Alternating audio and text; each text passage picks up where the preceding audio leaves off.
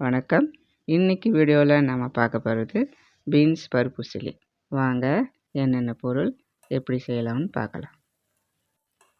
நம்ம சேனலை சப்ஸ்கிரைப் பண்ணாதவங்க சப்ஸ்கிரைப் பண்ணிக்கோங்க. பீன்ஸ் உசிலி செய்ய தேவையான பொருட்கள்: 1/4 கிலோ பீன்ஸ் கட் பண்ணி வச்சுருக்கேன், கொஞ்சம் கருவேப்பிலை, 2 வெங்காயம் கட் பண்ணி வச்சுருக்கேன், பூண்டு தட்டி வச்சுருக்கேன், தாளிக்கிறதுக்கு உளுத்தம்பருப்பு, 50 கிராம் கடலைப்பருப்பு, 50 கிராம் துவரம்பருப்பு, அதில் காஞ்ச மிளகாய் சேர்த்து ஊற வச்சுருக்கேன், சோம்பு, 2 பச்சை மிளகாய். ஊற வச்ச கடலைப்பருப்பு துவரம்பருப்பும் தண்ணீரை வடித்து ஒரு மிக்ஸி ஜாரில் சேர்த்துக்கலாம். காஞ்ச மிளகாவை பருப்போடு சேர்த்து ஊற வச்சுக்கணும். அப்போ தான் திப்பி விழாமல் காஞ்ச மிளகாய் நல்லா அரைப்படும். இது கூடவே சோம்பும் சேர்த்துக்கலாம். கொஞ்சம் பெருங்காயம் சேர்த்துக்கலாம். கொஞ்சம் மஞ்சள் பொடி, தேவையான அளவு உப்பு, 4 கருவேப்பிலை இலை எல்லாம் சேர்த்தாச்சு. மிக்சியில் கோஸாக அரைச்சிக்கணும். 3/4 பாகம், நைஸாக அரைக்காமல் 3/4 பாகம் அரைச்சிக்கணும். இது போல் 3/4 பாகம் அரைச்சி எடுத்துக்கணும். ஸ்டவ் பற்ற வச்சு ஒரு இட்லி பாத்திரத்தில் தேவையான அளவு தண்ணி ஊற்றிக்கலாம்.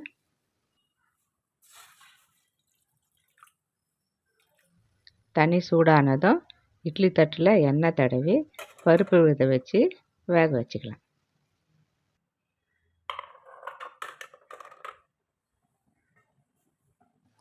பத்து நிமிஷம் ஆயிடுச்சு, திறந்து பார்க்கலாம். பருப்பு நல்லா வெந்துருச்சு. இறக்கி ஆற வச்சு உதிர்த்து வச்சுக்கலாம். ஸ்டவ் பற்ற வச்சு ஒரு கடாயில் தேங்காய் எண்ணெய் ஊற்றிக்கலாம்.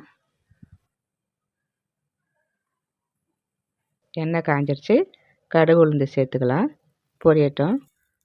பொரியலுக்கும் வறுவலுக்கும் தேங்காய் எண்ணெய் சேர்த்து செய்தோம்னா சுவையும் வாசனையும் நல்லாயிருக்கும். கடுகு பொரிஞ்சதும் கருவேப்பிலை சேர்த்துக்கலாம். இப்போ உளுத்தம்பருப்பு சேர்த்துக்கலாம்.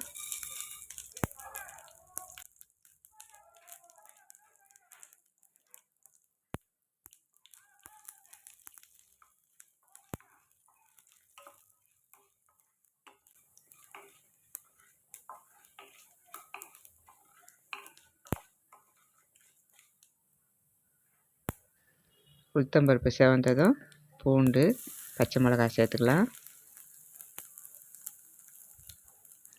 சுவைக்காக தான் பச்சை மிளகாய் சேர்க்குறேன். நீங்கள் காஞ்ச மிளகாய் கூட சேர்த்துக்கலாம். இது கூடவே வெங்காயம் சேர்த்துக்கலாம்.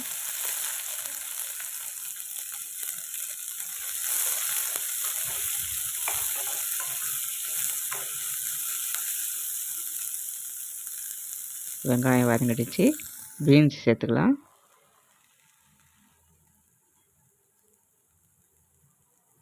கொஞ்சம் பெருங்காய பொடி சேர்த்துக்கலாம். 1/2 டீஸ்பூன் மஞ்சள் பொடி சேர்த்து நல்லா கலந்து விட்டுக்கலாம்.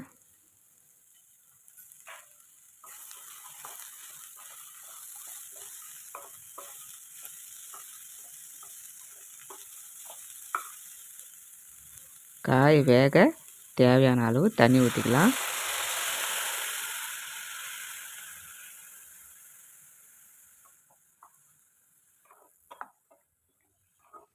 நல்லா கலந்து விட்டு தேவையான அளவு உப்பு சேர்த்துக்கலாம்.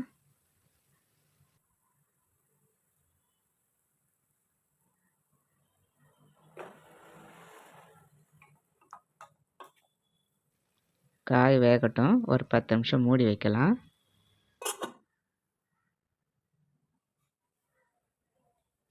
பத்து நிமிஷம் ஆயிடுச்சு, திறந்து பார்க்கலாம்.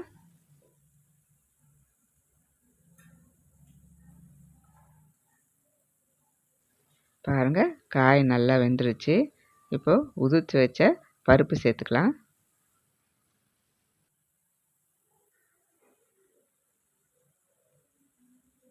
இது கூடவே கொத்தமல்லி சேர்த்துக்கலாம்.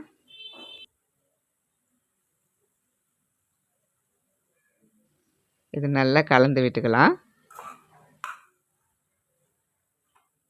பருப்பு நல்லா செவந்து வர வரைக்கும் வதக்கலாம்.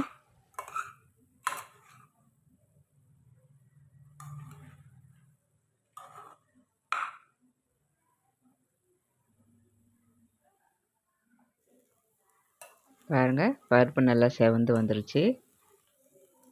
இந்த பருப்பு உசிலி அவரைக்காயிலையும் கொத்தவரைக்காயிலையும் செய்யலாம். ரொம்ப நல்லாயிருக்கும். அவ்வளோதாங்க, பீன்ஸ் பருப்பு உசிலி ரெடி ஆயிடுச்சு. நம்ம சேனலை சப்ஸ்கிரைப் பண்ணாதவங்க சப்ஸ்கிரைப் பண்ணிக்கோங்க. உங்கள் ஃப்ரெண்ட்ஸுக்கும் உங்கள் ரிலேட்டிவ்க்கும் ஷேர் பண்ணுங்கள். நன்றி.